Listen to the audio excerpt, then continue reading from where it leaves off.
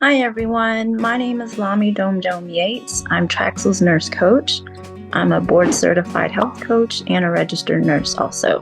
I was diagnosed with multiple sclerosis in 2020 and have been on my own personal healing journey since. Today's podcast episode is about bridging the gap in healthcare.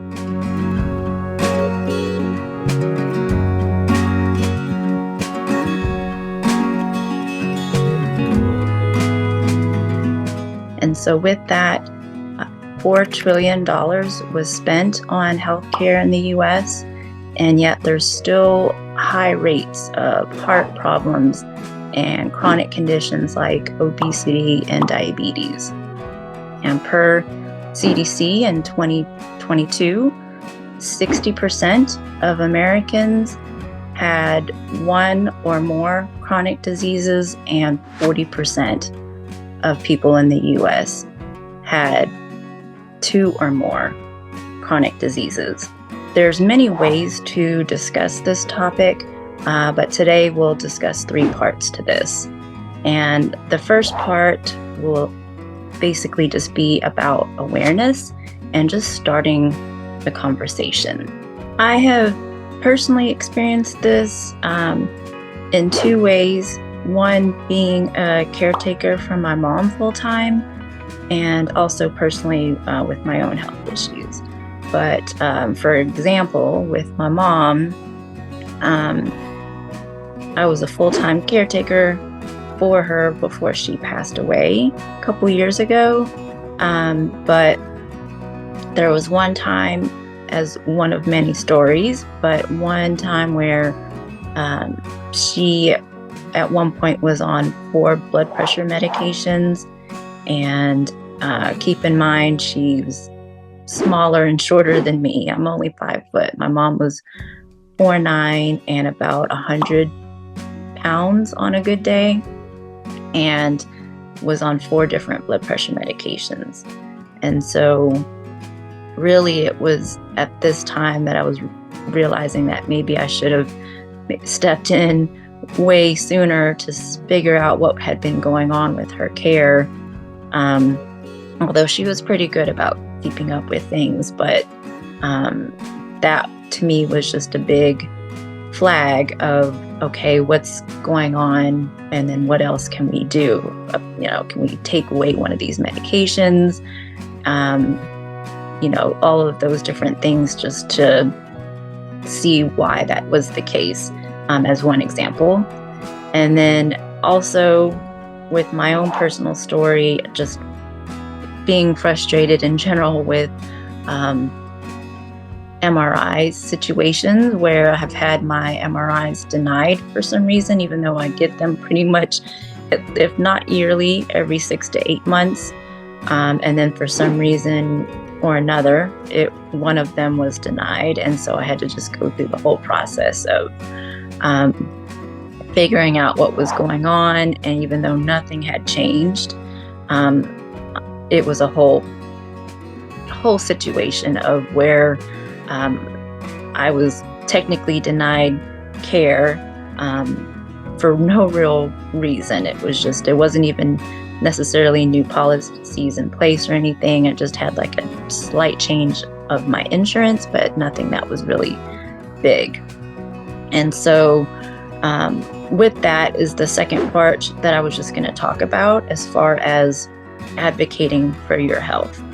And so with my mom's situation, it's really important to just stay organized.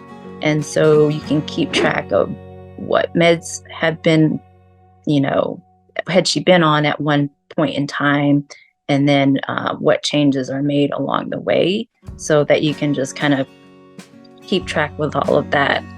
Because turns out one of the medications was one that she had previously been on a few years ago, and we technically forgot that had caused issues, and she was put back on it for some reason.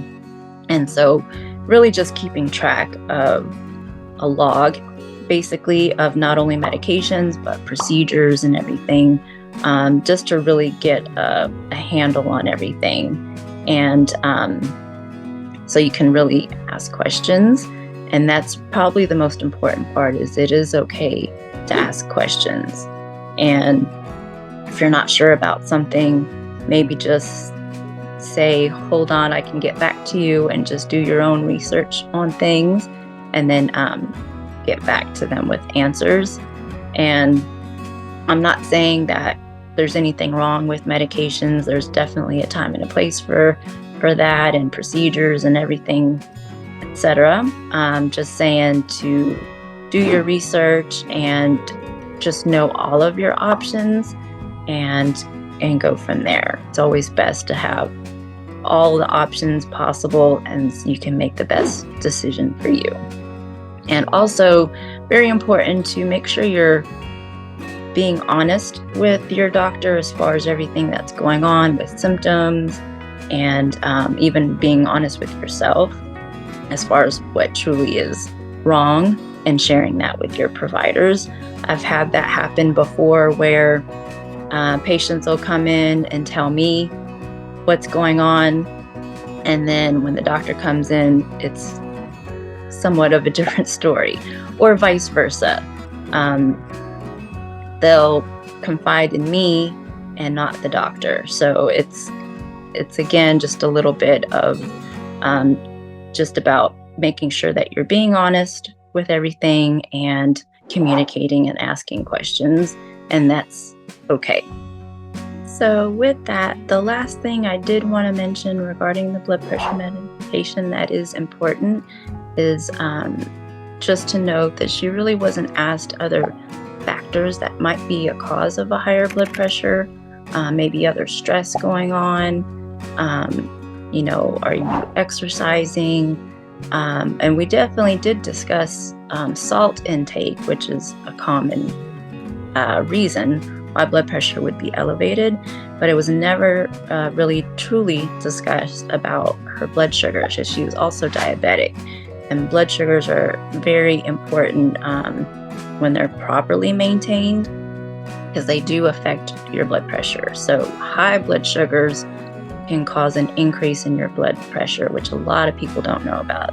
A lot of people know about salt intake and watching that with blood pressure, but also know that your blood sugar and maintaining proper levels is very important for also maintaining good blood pressure levels also. So again, sorry if I wasn't clear on that. Maintaining proper blood sugar levels is very important with your blood pressure as well. When your blood sugar is too high, it really causes your blood vessels essentially to stiffen and get rigid, and therefore blood flow doesn't flow quite as freely, and that makes the blood pressure go up. So just something else to really consider as far as another reason why keeping your blood sugars maintained at proper levels is very important. And the last thing I was going to talk about, the third section, was just in regards to nurse coaching, and how that is going to be one big reason, or one big way that can help bridge the gap in healthcare. So I know I've talked a lot about nurse coaching and incorporating holistic health with the mind-body-soul connection, but I really was going to talk more in detail about it, as I really do feel like it is going to be a big part of the future of healthcare, just because its job is really just to provide another layer of support, which I think is huge and is a big part of like the missing link, so to speak, with this gap in healthcare. And so, doctors and physician assistants, nurse practitioners, healthcare providers sometimes can only spend 15-20 minutes with you with appointments. And so feel like extra support of coaching is going to be super helpful with that. So in regards to nurse coaching, and I'll be paraphrasing from my nurse coaching book, integrative approaches for health and wellness. But Really, the foundation of nurse coaching is simply listening.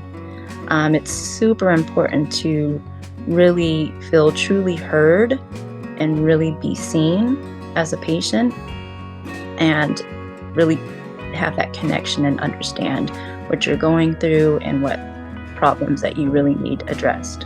And so hearing your story is super important, because it basically helps open doors for exploring personal meaning of your health and wellness, and what do you want to do to help accomplish change? What do you want to do to make real, lasting, realistic changes?